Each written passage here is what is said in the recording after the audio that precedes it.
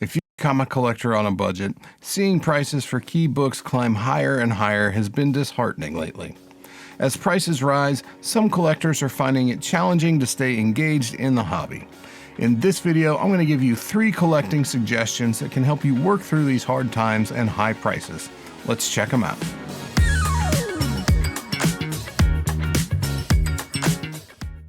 After years in the hobby, I've gone through challenging times with my collection in the past. I've lost interest before and moved on to other things. I've come back to comics after leaving the hobby more than once, and I've gotten bored with collecting from time to time, as recently as even last year. When this happens to you, you have a few options. You can take a break from the hobby, you can power through and keep on keeping on, or you can change how or what you're collecting, which is what we're going to focus on here today.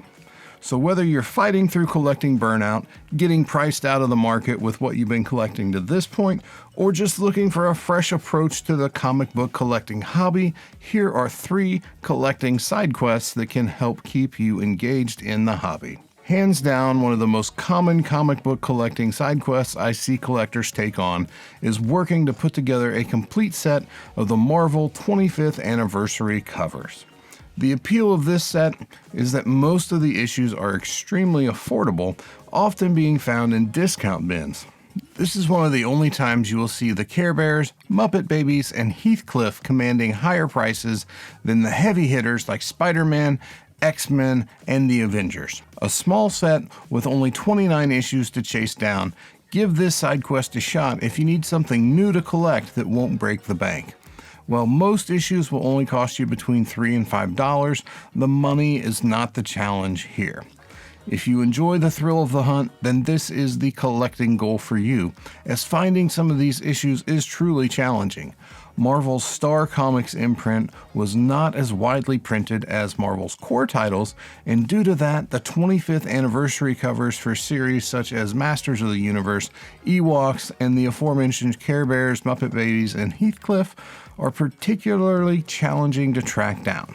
Worse yet, if you want to be exceptionally hard on yourself, these books are extremely limited and very high grade, as they were kids' books geared towards younger readers as opposed to your standard comic collector of the time. So if you're thinking a 9.8 set would look pretty badass, first off, you're not wrong. That's true.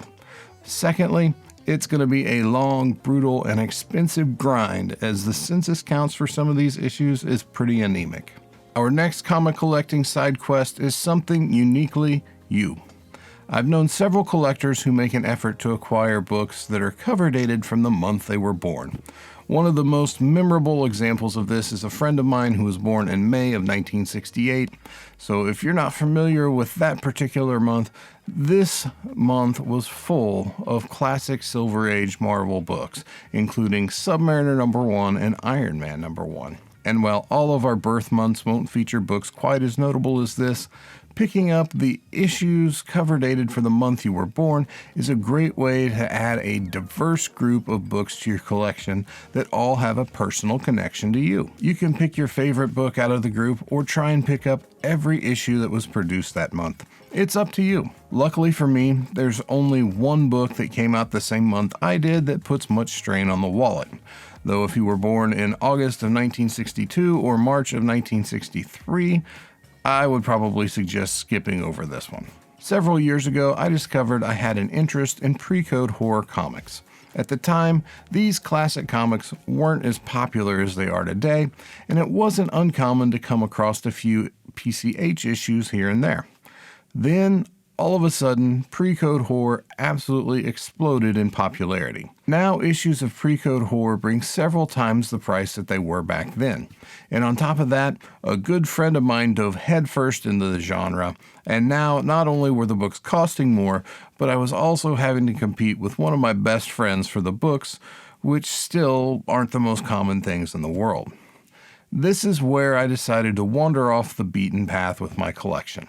I wanted to go somewhere that the majority of collectors were not interested in at the moment, and somewhere that I was fairly confident my friends and the other collectors in the area wouldn't follow me.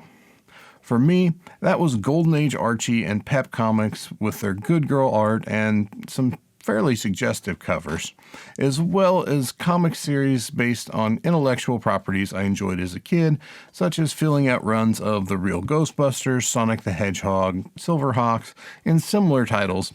And God help me, I've even started to collect Wizard magazine. All of these new interests were simply a way that I could approach the hobby from a fresh direction and pivot away from an existing interest that was becoming price prohibitive or otherwise unenjoyable. Being flexible with your collecting and maintaining achievable goals is a fantastic way to keep your interest in comic collecting and avoid burnout. Keeping the hobby fresh and engaging is a challenge collectors have dealt with for years. I see comments from people who have left the hobby and come back after a hiatus all the time. If you don't want to step away from collecting comics but are losing interest in what and how you're collecting currently, give one of these 3 side quests a try. It can't hurt. The most important aspect of all 3 of these approaches is that they focus on more common, more affordable, and more diverse aspects of the comic market than what is typically in the spotlight within the community. Find what interests you and go after it. Collecting what you enjoy and focusing on gathering items that interest you is the key to building out a meaningful collection that will keep you motivated and inspired. When you're ready, dive back into what you've been doing, but don't be afraid to take a break and fall back to something a bit more fun when you need to. Collect responsibly, and I'll see you in the next one.